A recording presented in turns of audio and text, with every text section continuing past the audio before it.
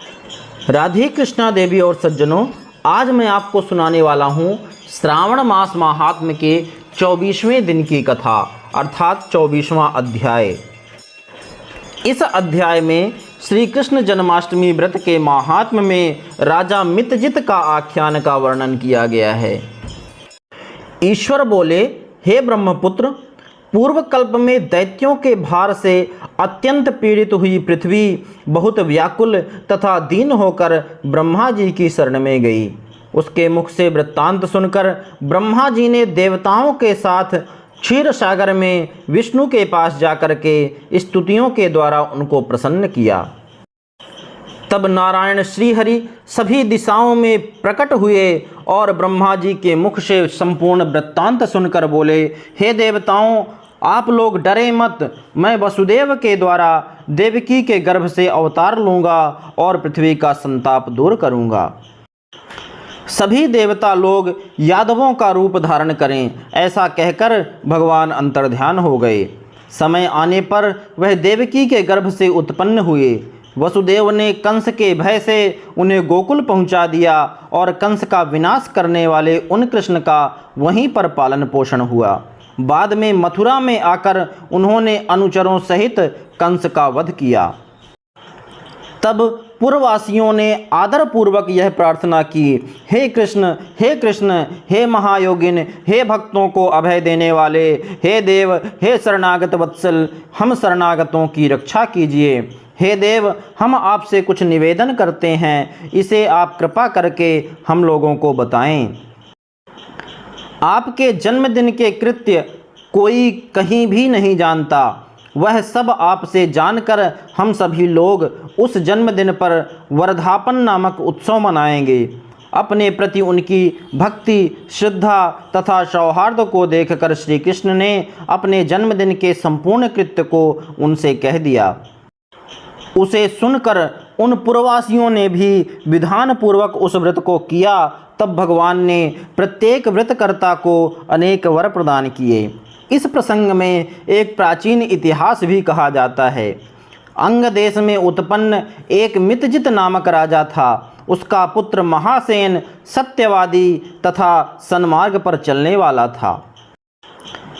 सब कुछ जानने वाला वह राजा अपनी प्रजा को आनंदित करता हुआ उनका विधिवत पालन करता था। इस प्रकार रहते हुए उस राजा का अकस्मात दैव योग से पाखंडियों के साथ बहुत काल पर्यंत सहचर्य हो गया और उनके संसर्ग से वह राजा अधर्मपरायण हो गया। वह राजा वेद, शास्त्र तथा पुराणों की बहुत निंदा करने लगा और वर्णाश्रम के धर्म के प्रति अत्यधिक द्वेष भाव से युक्त हो गया। हे मुनिश्रेष्ठ, बहुत दिन व्यतीत होने के पश्चात काल की प्रेरणा से वह राजा मृत्यु को प्राप्त हुआ और यमदूतों के अधीन हो गया। यमदूतों के द्वारा पाश में बांधकर पीटते हुए यमराज के पास ले जाते हुए वह बहुत पीड़ित हुआ। दुष्टों की संगति के कारण उसे नरक में गिरा दिया गया और वहां बहुत समय तक उसने यातनाएं प्राप्त की। यातनाओं को भोग कर अपने पाप के शेष भाग से वह पिशाच योनि को प्राप्त हुआ। भूख व प्यास से व्याकुल वह भ्रमण करता हुआ मारवाड़ देश में आकर किसी वैश्य के शरीर में प्रवेश करने लगा। वह उसी के साथ पुण्यदायिनी मथुरापुरी चला गया। वहाँ पास के ही रक्षकों ने उस पिशाच को उसके गृह से निकाल दिया। तब वह पिशाच वन में तथा ऋषियों के आश्रम में भ्रमण करने लगा।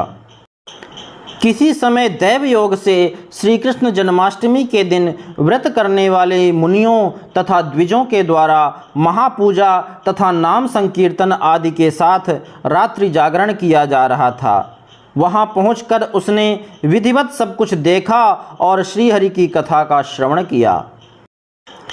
इससे वह उसी क्षण पाप रहित, पवित्र तथा निर्मल मन वाला हो गया। वह यमदूतों से मुक्त हो गया और प्रेत योनि छोड़कर विमान में बैठ दिव्य भोगों से युक्त हो विष्णु लोक पहुंच गया। इस प्रकार इस व्रत के प्रभाव से पिशाच योनि को प्राप्त उस राजा को विष्णु का सान्निध्य प्राप्त हुआ।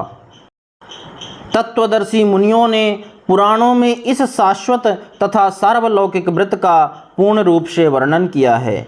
सभी कामनाओं को पूर्ण करने वाले इस व्रत को करके मनुष्य सभी वांछित फल प्राप्त करता है। इस प्रकार जो कृष्ण जन्माष्टमी के दिन इस शुभ व्रत को करता है वह इस लोक में अनेक प्रकार के सुखों को भोग कर शुभ कामनाओं को प्राप्त करता है।